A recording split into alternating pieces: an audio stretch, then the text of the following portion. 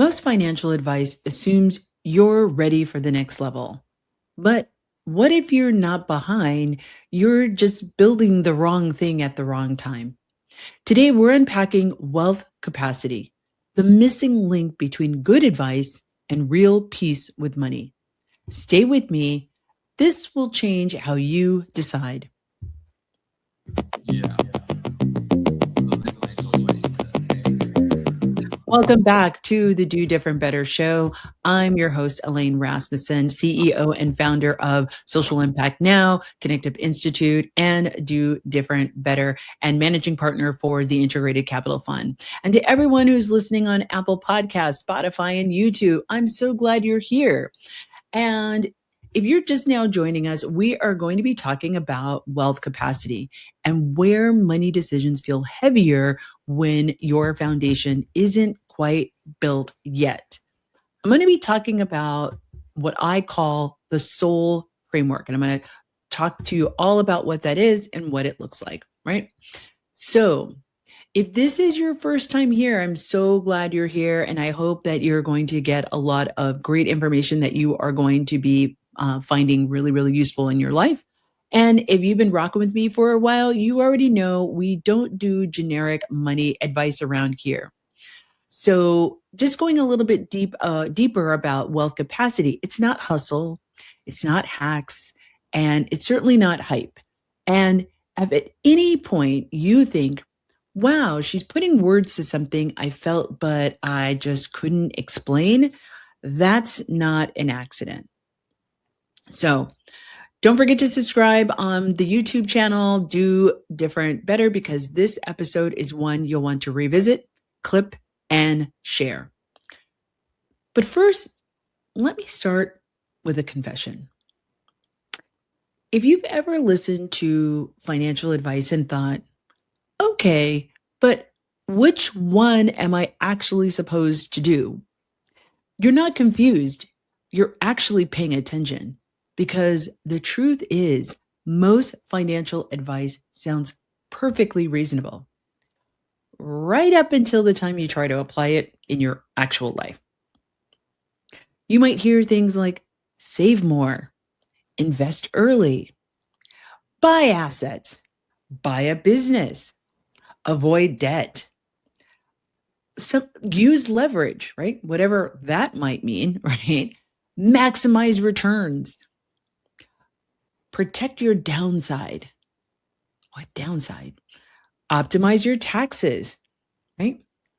At some point, it starts to feel less like guidance and more like a very long, exhaustive to-do list written by someone who knows nothing about you, your circumstances, and where you're trying to go, and your calendar, your responsibilities, and quite frankly, your nervous system, right? And we talked about that in the previous episode, talking about wealth identity. Your wealth identity directly impacts your wealth capacity.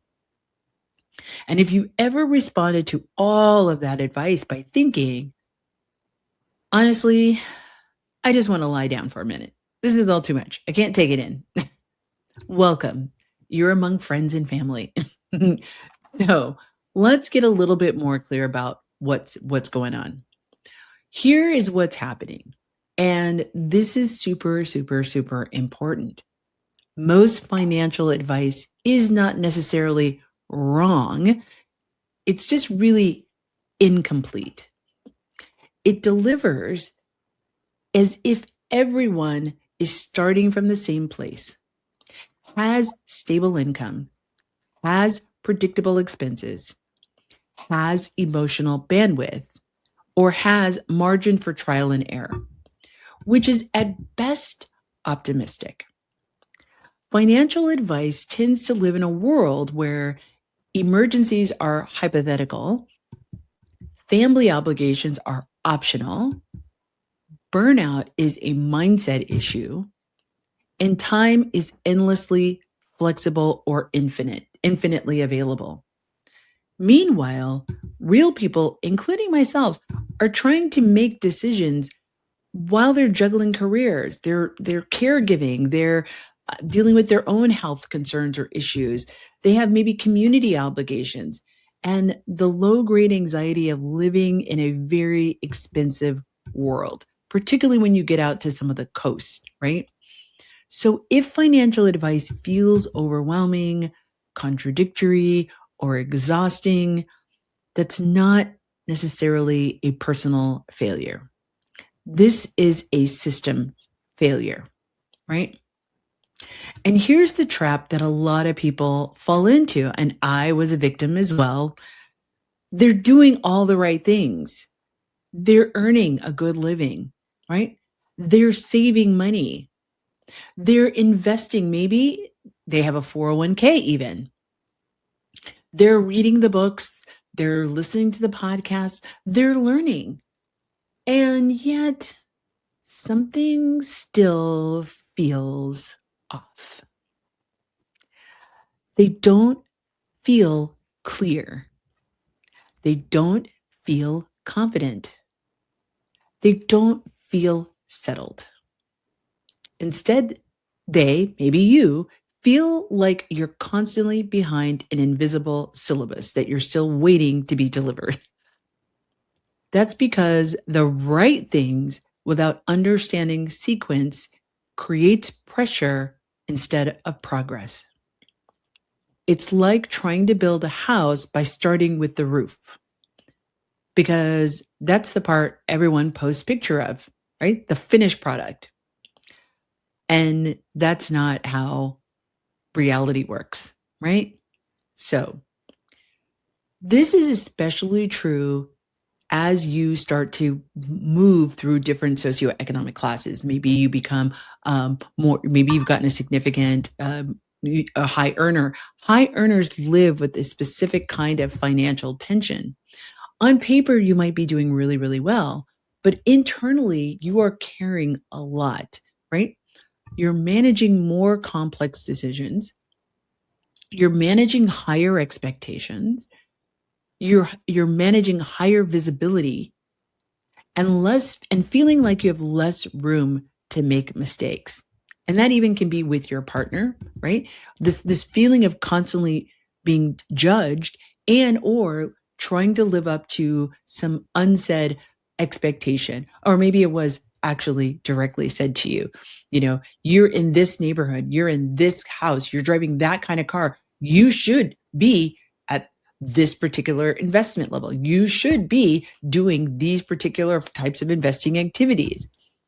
So when advice says, well, since you earn more, you should be doing X, it really skips a very important question. At what cost? Because earning more money does not automatically mean that your life is stable, that your income is predictable, your responsibilities are light, or that your risk tolerance is high. I shared with you all a little bit about the story in previous episodes about how I was acquiring a business. And what I'm not sure I shared with you all was literally throughout the whole entire buying process, which was a 6-month process, me and my partner were going through due diligence. The concerns that my partner had in purchasing this business, as we would talk through these concerns, I kept having to say, it is clear that I have a higher tolerance of risk than you do. And because some of the questions that were coming up in purchasing the business was some of the ambiguity, which I didn't think was going to be a problem because this was somebody who had their own business for over 20 years and had been through the 2008 crisis. They had been through the 2020 crisis, COVID, and they sold their business to the employees. So I'm like, this is somebody who's kind of survived these ups and downs. Clearly they understand like how this all works. But at the end of the day, their capacity, while this person had they sold their business, so they had a very great safety net. They also had a 401k plan as they had invested in the 20 years that they had been working in the business. They also had a partner that had a job at a Fortune 500 company. So it wasn't that they weren't well off, but definitely their risk tolerance for both of them was super, super low in trying to maintain that lifestyle, trying to maintain the life that they had created, right? So let me say this clearly. Income does not equate to readiness, right? In any regard. And treating it like it does is how people end up stressed, overextended, and quietly anxious, even though they're doing well, right? So, it's super, super important to make sure that we uncouple doing well with actually being at a certain investment level or certain level of financial acumen, right? You at that level, you're probably an expert in the thing that you're an expert in. Maybe you're a marketing professional, maybe you're a doctor, maybe you're a lawyer, maybe you're a software engineer, maybe you are in the finance department of a particular big company. You are an expert in that thing.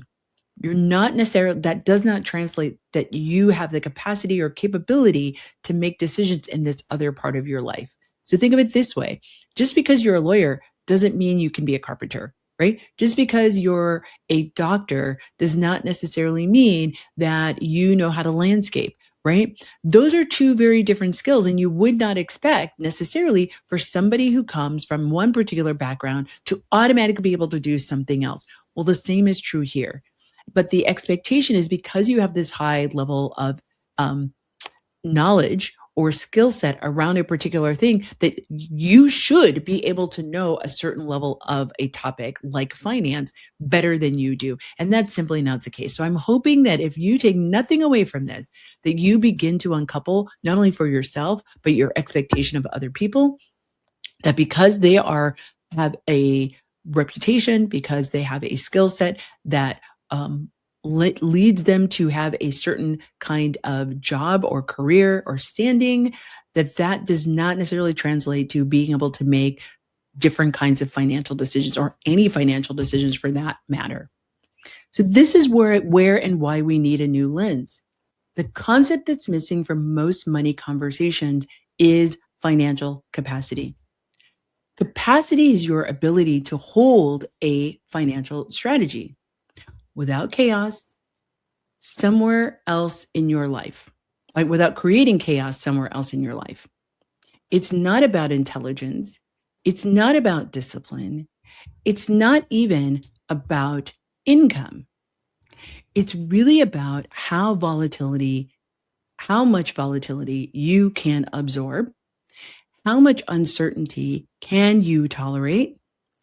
How much complexity your life can actually support, and how much margin you actually have.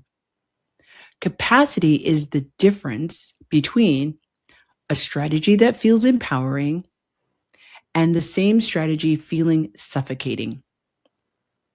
And those are two completely different things and will show up differently for different people. So now let's talk about why capacity matters. Here's the thing that most people don't realize until they're already super, super stressed, maybe overstressed. Strategies don't fail in isolation. They actually fail in context.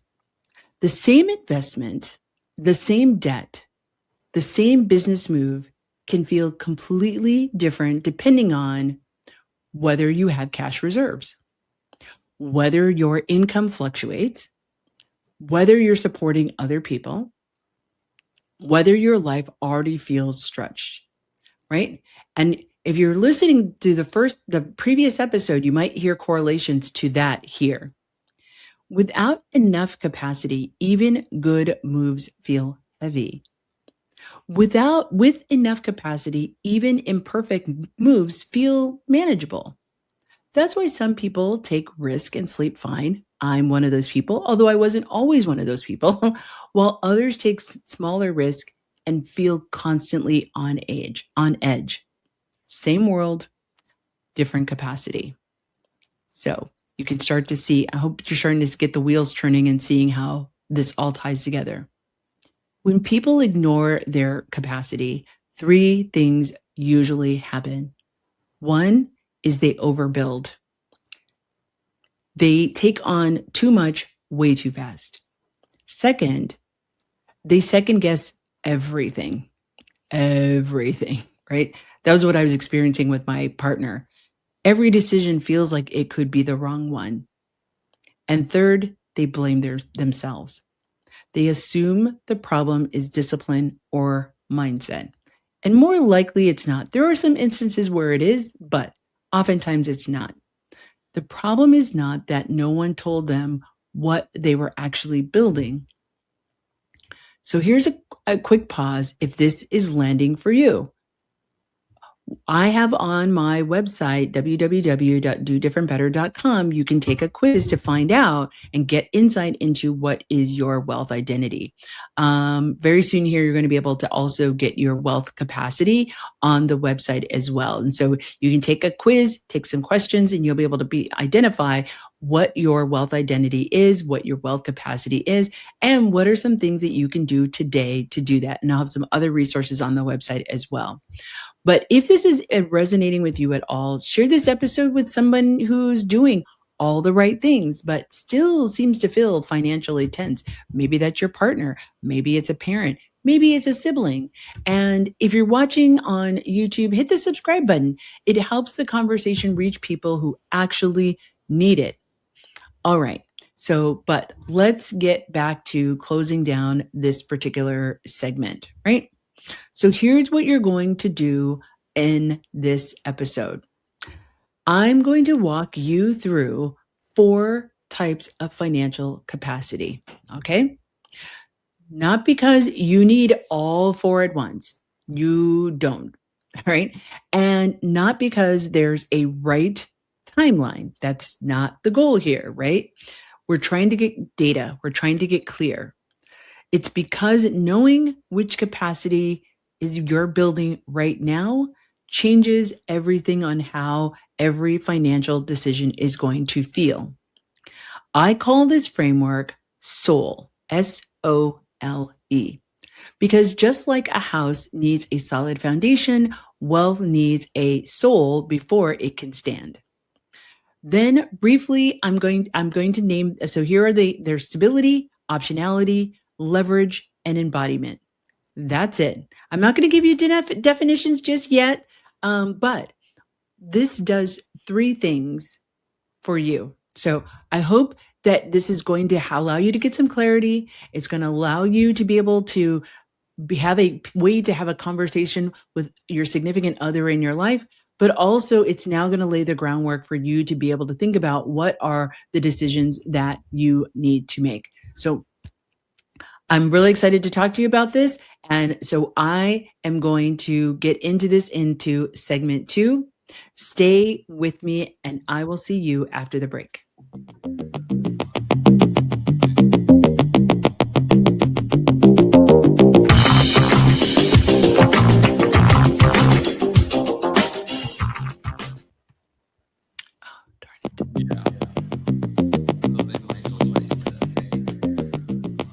Alrighty, my financiers, welcome back to the Do Different Better Show. I'm your host, Elaine Rasmussen. In the first segment, we talked about why financial advice feels overwhelming and why that's not necessarily your fault. Now I want to give you language, structure, a way to tell what you're actually building. And this is where the SOLE, SOLE framework that I designed comes in. Because wealth needs a soul before it can stand. Now, and the first 2 I'm going to talk about the first 2 wealth capacities, and that's going to be stability and optionality. These are the ones that people rush past the fastest and regret skipping the most. And it's really interesting because I also see how this applies it really shows up in people's businesses. When people are sitting in these wealth capacities and then they go and start a business, the way that they start making decisions about their business you really get to see very clearly how they start to leapfrog over some very, very important things. And they just keep going. And even though you pointed out to them, they just don't want to see it, right? But that's not going to be you. That's not going to be you. So first, let's start with stability. Stability is not about being rich. And I think, I keep talking about the first episode and how I talked about my self-discovery of understanding what wealth meant. And that when I finally understood from my perspective, what wealth meant, it meant that I didn't have to look at my bank account every single day, right? Which is what I was doing. But because I started saving money and I now I had emergencies that I was able to deal with as a result of me putting that money away. I'm like, wealth is for me safety. Wealth for me is sustainability, that I am going to be okay and I don't have to check my bank account to deal with an emergency. I know I've got the money and I can write the check or the credit card or whatever to be able to take care of whatever I need to take care of. That was my definition. So once again, stability is not necessarily about being rich. It's about being unshaken, which was what I felt in that moment. I was like, oh, I can write this check for this emergency. And and it felt so good because I'd never felt that, I don't think, in my entire life, especially as somebody who grew up housing insecure most of my life. It was such a great feeling to be like, oh, I want more of this, right? Stability means your bills don't surprise you. Your income is reasonably predictable. A minor emergency doesn't turn into a crisis.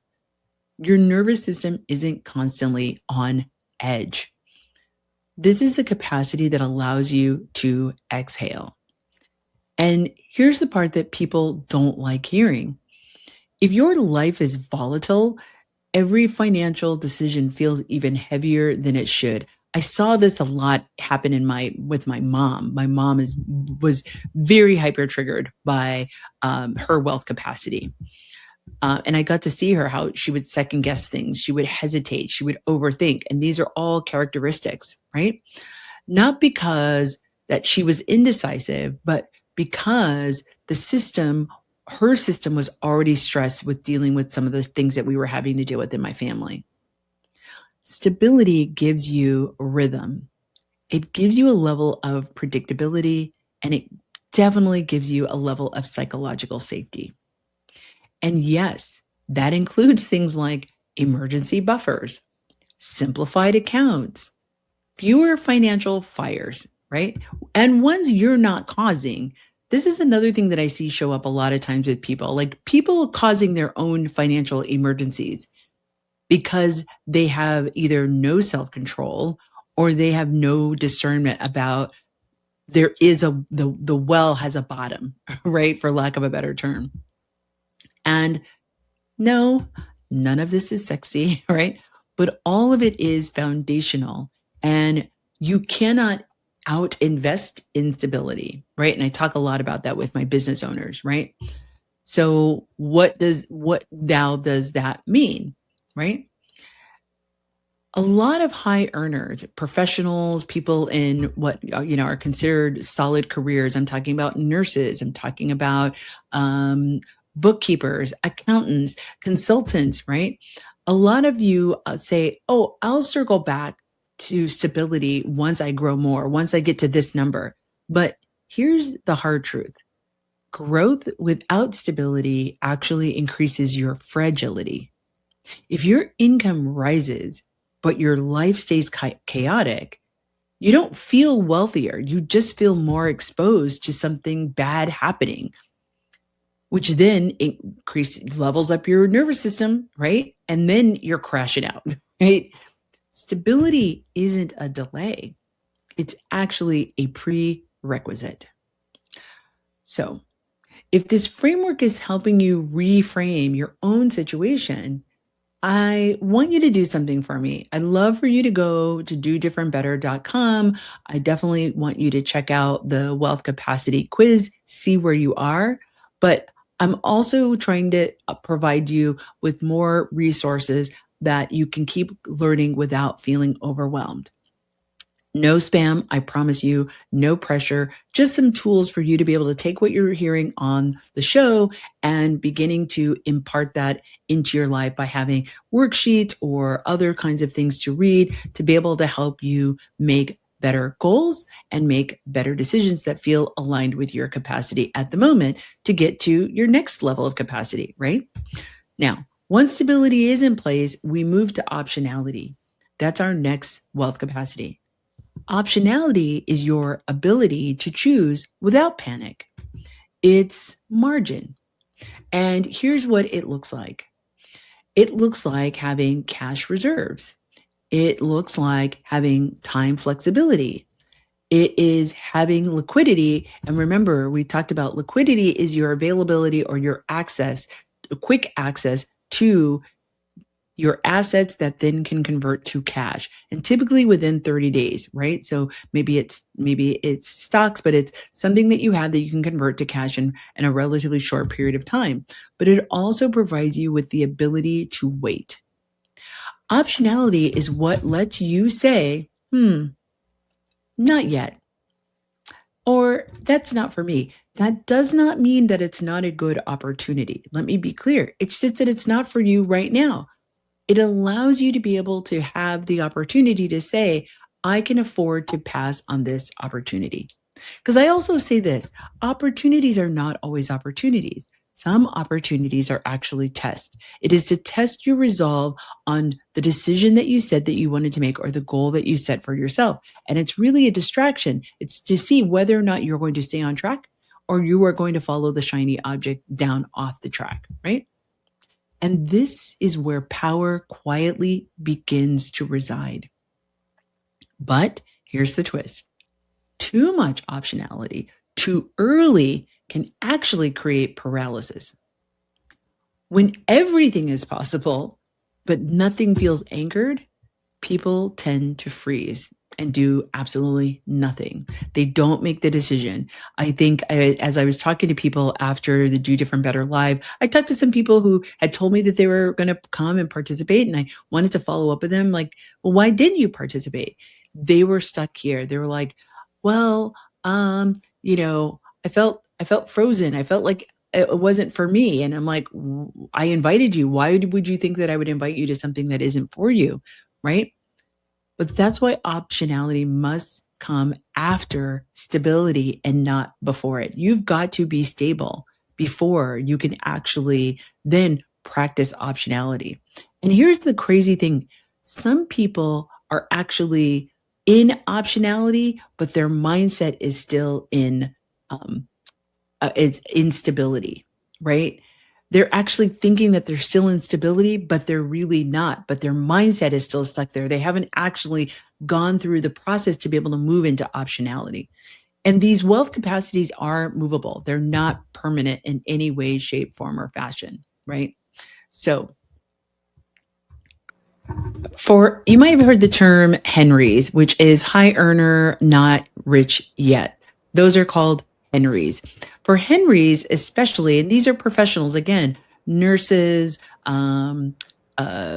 people, people in construction who might have their own business. This could be doctors, this could be lawyers, this could be accountants.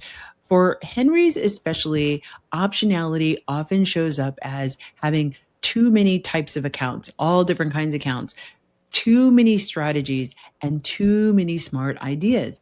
And instead of freedom, you get fatigue. Optionality works when it's intentional, when it's built to support your life, not distract from it. So, in the next segment, I'm going to talk about what happens when people jump from optionality straight into leverage and why that's where things begin to get expensive. You're listening to AM 950, and this is the Do Different Better Show. In our final segment, we're going to be talking about leverage, alignment, and embodiment, and why more money doesn't automatically mean more peace.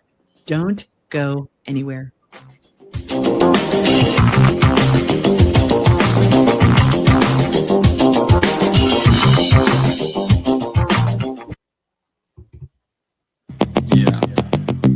Welcome back to the Do Different Better Show. I'm your host, Elaine Rasmussen. This is the part of the conversation where people usually want to take shortcuts and where I'm going to slow us down on purpose. Let's talk about leverage alignment and what wealth looks like when it actually fits your life. If stability is about safety and optionality is about choice, then leverage is about influence. This is the part of the wealth conversation people rush towards because it looks like progress. But leverage is not a shortcut. It's actually an amplifier, right? So think about, a lever system, right? The whole idea behind a lever is that you actually get more power than if you were just going to lift something on your own. Leverage is when your money starts working beyond your labor. It includes investing, ownership, businesses, real assets, real estate, and strategic debt. Leverage is powerful and it is unforgiving because leverage doesn't create capacity, it actually reveals it. If your foundation is shaky, leverage magnifies stress.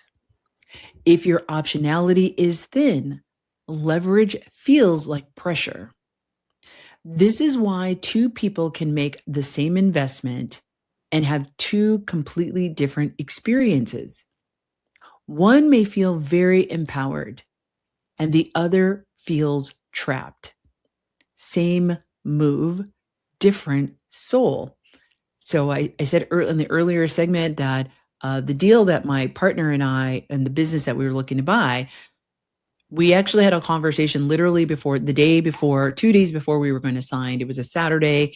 We had a conversation just to prepare for the signing of the purchase agreement of this business. Now, again, we'd been working on this for 6 months and we had gotten to the place now where we're like getting into these final details. And she had brought some concerns to me and I could tell that she was feeling trapped.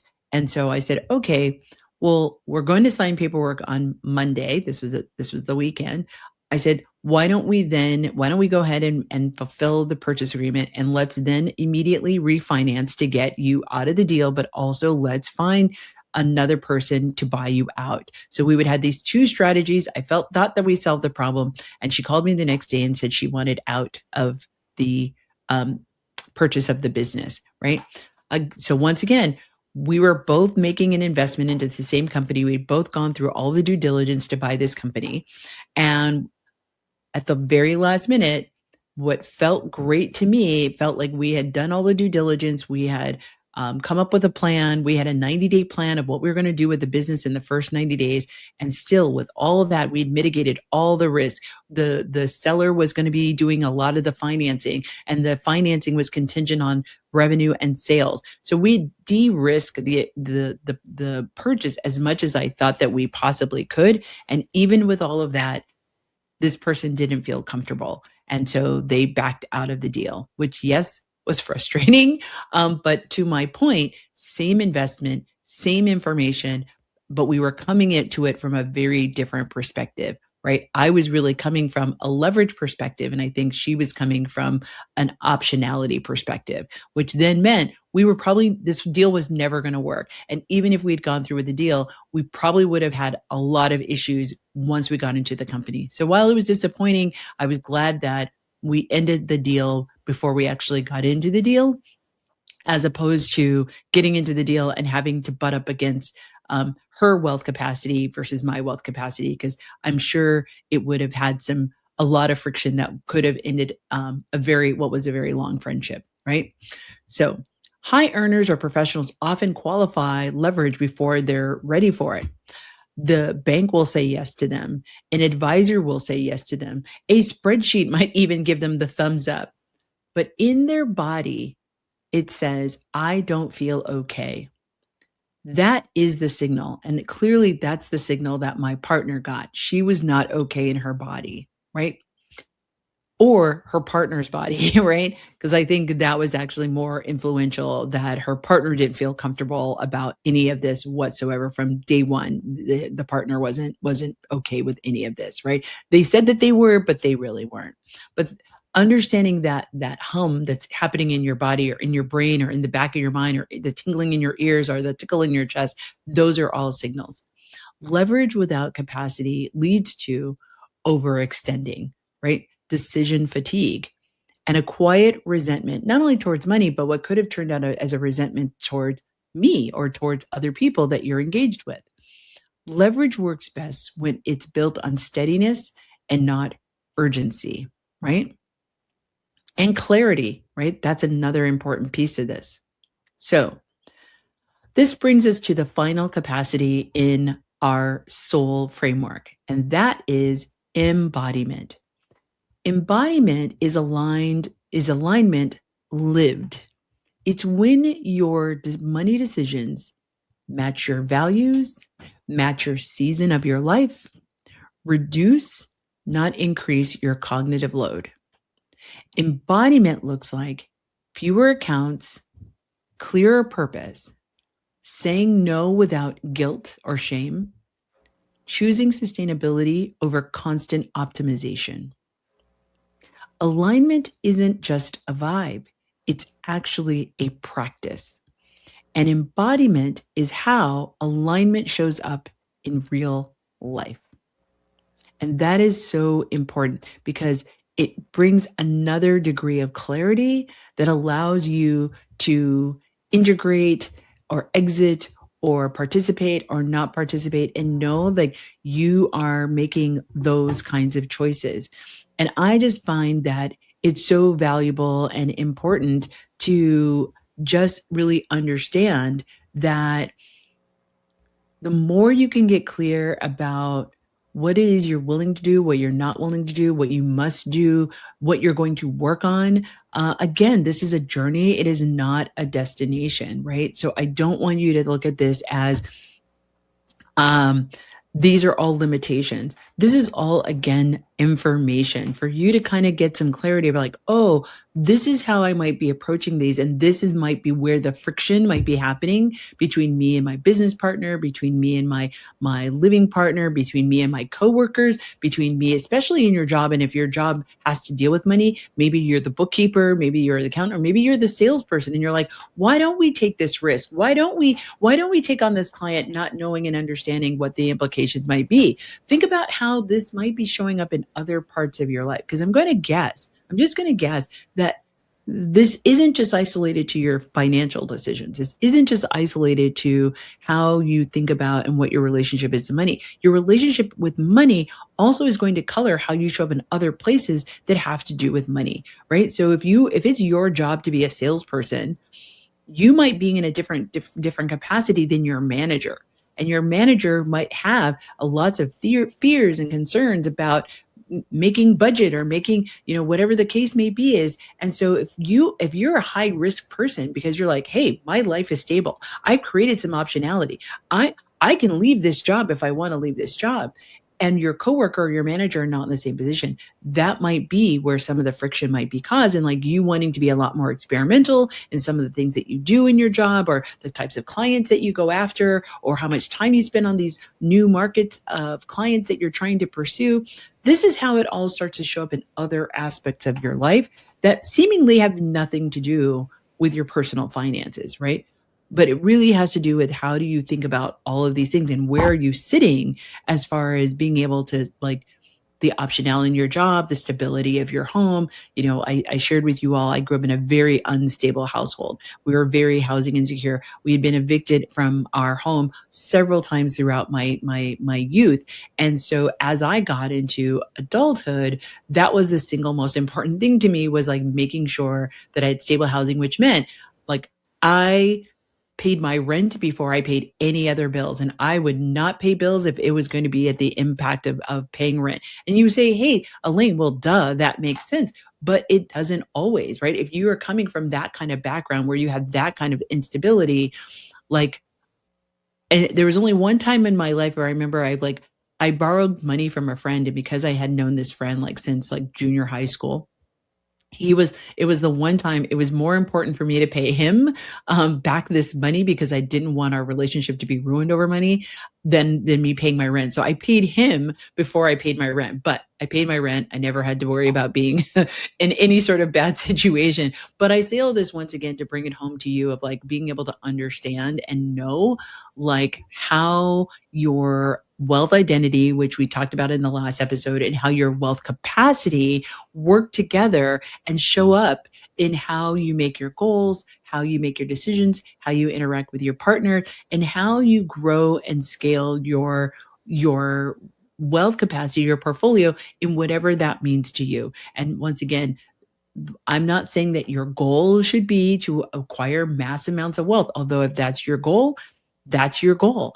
But the whole idea is whatever your goal is. It doesn't matter if your goal is to live abroad half the year. It doesn't matter if your goal is to live in a different state every 4 months. Whatever those goals are, that we are creating alignment and systems and opportunities that actually create a system by which that is whatever your goal is actually can be made possible, right? That's where we're trying to go. That is actually the situation that I want you to sit with and figure out. And once again, this might require you to just take a moment, maybe go sit on the porch with a cup of coffee and start to replay some scenarios in your mind of conversations you've had with friends, with family, with partner, and just start to sit and notice what's happening and what seems to land or resonate with you. How are you thinking about approaching these financial decisions? Where do you think your story is influencing, your identity is influencing how you show up in the world or how you approach your goals? And now let's look at the goals that you've done over the last several years. Are they misaligned with where you are? Are you instability and your goals were set at the leverage stage? I just want you to kind of sit, right? Maybe go to a coffee shop, maybe go to the library and just kind of sit. Maybe listen to some music, but just kind of sit with all of these questions. And I encourage you to write down your answers. There's something about writing down what you're thinking and what you're feeling and putting it away and maybe pulling it out a week from now, pulling it out 2 weeks from now, pulling it out a month from now, and just kind of reflecting like, oh, wow, I had forgotten that I thought that. I had forgotten that that was the lens. And now I actually have a different lens. Or have I doubled down on the lens that I already wrote about or that I already talked about? So it's really good to, I'm not saying you got to write a whole novel, but even just like a paragraph of what's coming up for you. What are you thinking? What are you feeling? What are you scared of? What are you angry about? What are you frustrated at? What excites you? What makes you happy? What would make you happier? Right? What is the expectations that you might be thinking about your partner? What are you imagining is your partner's wealth identity? What are you imagining your partner's wealth capacity is? And is that causing friction or is that causing synchronicity between you and your relationship with your partner? So I'm hoping that all of this is maybe giving you some language that is helpful for you to think about in not only how you can have conversations with your partner, but conversations with yourself. Maybe it's conversations with your siblings, particularly maybe you're caretaking for your parents. They're at the end of their life. Or there is some financial decisions that are related to your parents. If you can get a better idea of how you and your siblings are coming to the conversation, it might help for less acrimonious or less tension in some of the conversations that you all might have around expenses related to the last things that might have to be done with your parents, whether there's an inheritance or piece of property or something like that you all need to divide. If you can all have a better understanding of what you're bringing to the conversation, because just because you grew up in the same household does not mean you have the same wealth identity, does not mean you have the same wealth capacity. Again, so having a framework, I hope you share this with them, share this with your partner, and ask them to just think about, where are you sitting? What resonated for you? What landed for you? What didn't land for you? And that might help you have some better conversations to resolve or build the things that you're actually trying to move towards. So in closing, here's the takeaway I want you all to sit with. You don't need all 4 capacities at once. I highly discourage it, as a matter of fact. You need to know which one you are building to right now. And that is how you stop chasing. That is how you reduce the noise. That is how wealth starts to feel steady instead of stressful.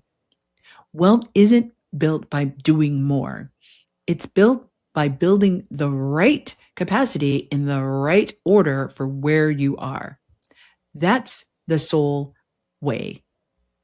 As we wrap up, here's what I want you to take with you. You don't necessarily need to do more with your money, although you can.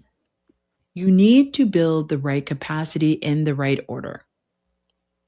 If this episode has helped you see your finances in any different way, Please subscribe on YouTube.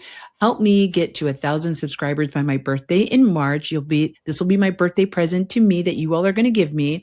Definitely follow me on Instagram at Do Better with Elaine, or you can find me on LinkedIn at Elaine Rasmussen. I'm the only brown Elaine Rasmussen. You can always stay connected on Do.Different.Better.com. And just know that the conversation hasn't ended here. You can catch me every Sunday on AM 950 here in Minnesota, and always on YouTube on AM 950, but also on my YouTube channel, which is Do.Different.Better.com. I can't wait to hear from all of you. Let me know how things are going. Let me know what's working. Let me know what landed. Send me a DM on Instagram. Send me something, a DM on LinkedIn, or post something in the comments on the YouTube channel. I definitely want to hear from you. I want to know what's working, what's not working, what's landing for you, what's not landing for you. But I can't wait to see you next time when we do different better together.